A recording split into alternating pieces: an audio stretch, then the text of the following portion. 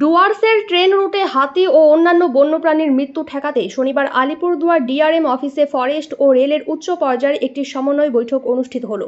বৈঠকে উপস্থিত ছিলেন আলিপুরদুয়ার ডিভিশনের DRM Amarjit Gautam, PCCF wildlife Ujjwal Ghosh সহ রেল ও ফরেস্টের উচ্চ পর্যায়ের আধিকারিকরা। দীর্ঘক্ষণ এই বৈঠক চলে। পরে ডিআরএম অমরজিৎ গৌতম এবং PCCF wildlife Ujjwal Ghosh সাংবাদিকদের জানান, ফরেস্ট ও রেল যৌথ মিটিং হলো। শিলিগুড়ির সেবক থেকে আলিপুরদুয়ার জংশন পর্যন্ত 163 কিলোমিটার ট্রেন রুটে যাতে বন্যজন্তু মারা না যায় সেদিকে দেখা হবে। এ ব্যাপারে আইসিডিএস সিস্টেম সারা ভারতের মধ্যে এখানে কাজ করছে। কতটা ভালোভাবে কাজ করছে আর এই সিস্টেম আর কোথায় লাগু করা যায় সে ব্যাপারে আলোচনা হলো। এছাড়া এটি নিয়ে ফরেস্ট ও রেলের মধ্যে একটি কমিটি করা হয়েছে, ওই কমিটি এসব দেখবে। এছাড়া রেলের কন্ট্রোল রুমে ফরেস্টের কর্মী সবসময়ের জন্য রাখা হবে, তাতে রেল ও বনের সমন্বয় হবে। এর আগে ট্রেনে কাটা পড়ে অনেক হাতির মৃত্যু হয়েছে, সেই সংখ্যা গত 20 বছরে 100-র কাছাকাছি। যদিও গত 3 বছরে এই সংখ্যাটা কমেছে।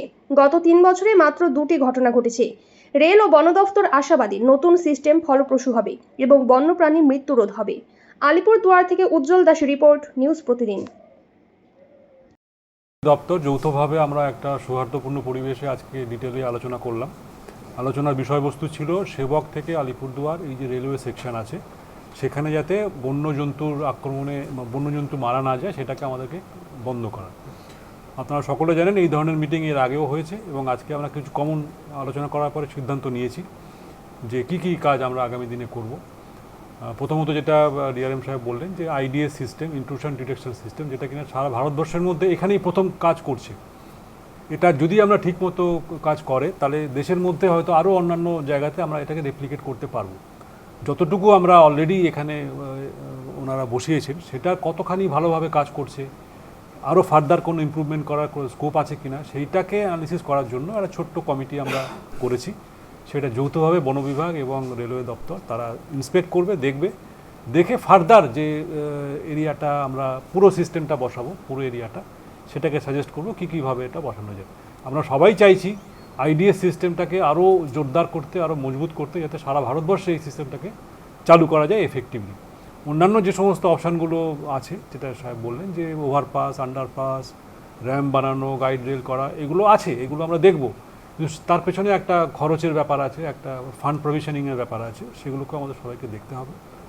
আর আমরা আরও কিছু সিদ্ধান্ত নিয়েছি, যেমন রেলওয়ে কন্ট্রোল রুমে আমরা ফরেস্টের কোনো একজন অফিসারকে পার্মানেন্টলি রাখতে পারি কিনা, so that between railway department and forest department ভালো সম্পর্ক তৈরি হবে। তো এইগুলো আমরা সিদ্ধান্ত নিয়েছি, আশা করি আমরা আগামী দিনে এই সিদ্ধান্তকে কার্যকরী করতে পারবো। স্যার একটাই প্রশ্ন আমার করবো স্যার, মানে খুব বড় কোনো টাস্কার লাইন ক্রস করছে, তো এখন আগে যেটা ছিল না, এখন তো স্যার ইলেকট্রিকের পোল বসে গেছে, তো স্যার এরকম কি মানে কোনো ইনসিডেন্ট হওয়ার সম্ভাবনা আছে যে ওই পোলে, ইলেকট্রিক পোলে রেলের গুঁতো মারলো সেই টাস্কার এবং পোল ভেঙে গেল, তাতে ইলেকট্রিফিকেশন হয়ে গেল বা কোনো স্যার এইরকম?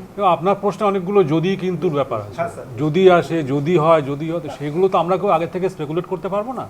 যে কমিটি তৈরি হয়েছে তারা ফিল্ডে ভিজিট করবে, যদি তারা মনে করে যে এই ধরনের কোনো বিপদ আগামী দিনে আসার সম্ভাবনা আছে then will discuss among ourselves and will take decision accordingly. তিনটে লোকেশনের কথা বলছিলেন, লোকেশনগুলো কোনটা? তিনটে যেখানে প্রায়োরিটাইজ করা হয় মানে সেটা আমরা ইন্সপেক্ট করবো। আমরা স্পেসিফিক 3টের জায়গায় 5টাও হতে পারে, সেটা আমাদের কমিটি ফিল্ড ভিজিটের পরে ডিসিশন নেবে কোনগুলো বেশি ভালনারেবল, কোনটা আগে প্রায়োরিটি দেওয়া দরকার। পুরো স্টেজটাকেই আমরা বলছি মানে হাতি সংকুল এবং এটা বিপজ্জনক একটা রুট, সুতরাং সেইভাবে আমরা এটাকে ডিল করব।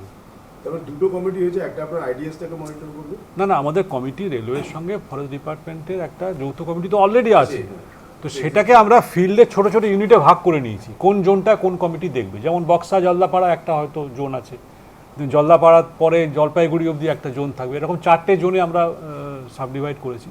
সেখানে কনসার্ন ডিএফও, কনসার্ন সিসিএ বা রেলওয়ে যারা আধিকারিকরা আছেন তারা ওটাকে এই মাসের মধ্যেই আমরা ইন্সপেক্ট করে আমরা কমপ্লিট রিপোর্ট তৈরি করব। मीटिंग हुआ, दोनों तरफ से लगभग 10-10 अधिकारी थे, सीनियर ऑफिशियल्स अवेलेबल थे और ये कोऑर्डिनेशन मीटिंग थी जो इश्यूज़ रेलवेज़ के और फॉरेस्ट के आपस में मिक्स होते हैं उनके बारे में बातें हुई। काफ़ी सौहार्दपूर्ण वातावरण में हम लोगों ने एक दूसरे की बातें सुनी और आगे कैसे उसको सॉल्व करेंगे उसके बारे में म्यूचुअली हम लोग एग्री हुए। कुछ कमेटीज़ बनाने का भी निर्णय हुआ जो आगे इस महीने के अंत तक वो बनाई जाएंगी। IDS जो जैसे कि आपको मालूम है इंट्रूजन डिटेक्शन सिस्टम नया डेवलप हुआ है। अभी रेलवे को उसमें साउथ एशिया में फर्स्ट नंबर पे अवार्ड भी मिला है और उसको रेलवे और डिफरेंट जोन्स में भी रेप्लिकेट कर रही है। CCF साहब ने उसके एफिकेसी के लिए कमेटी बनाने का एक सुझाव दिया कि वो कैसे काम करता है और क्या उसका प्रोग्रेस रहेगा। वो मीटिंग बनाने पे भी हम लोगों ने एग्रीमेंट किया।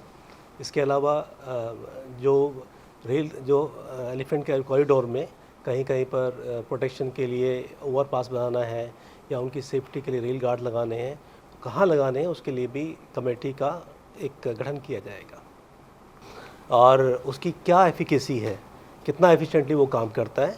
पहली कमेटी वो है, उसमें रेलवे और फॉरेस्ट के ऑफिशियल्स रहेंगे। दूसरी कमेटी ये है कि सेक्शन में जो कि लगभग 160 किलोमीटर का सेक्शन है उसमें कहाँ पर स्पेशल मेजर की आवश्यकता है, जहाँ पे हमारे कटिंग एरियाज़ हैं।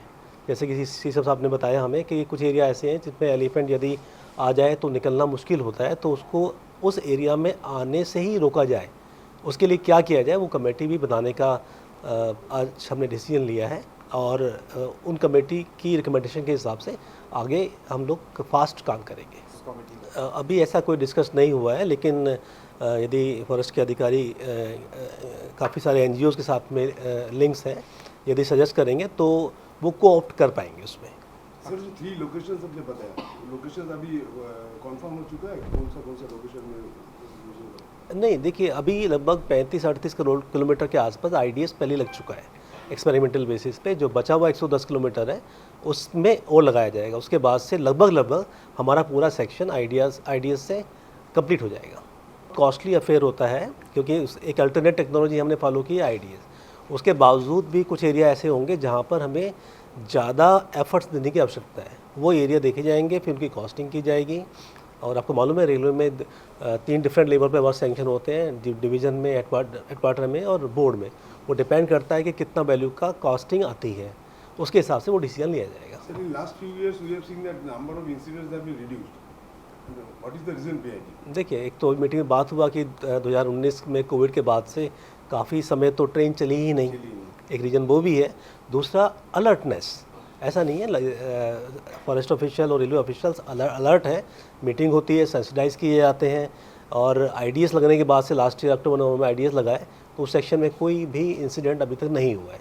तो ये 3-4 चीज़ें एक साथ मिल के काम करती हैं, इसलिए इंसिडेंट नहीं हुए। सर अभी जो इंसिडेंट हुआ मदारीहाट और नागराकाटा सेक्शन में ही अभी IDS लगा हुआ है। ये जो 10 अगस्त को इंसिडेंट हुआ था वहाँ पर वो नहीं लगा हुआ। तो अगले दिन में पूरा का पूरा सेक्शन ही IDS लगाने का आप लोगों का प्लान? यस। सर ये लाइन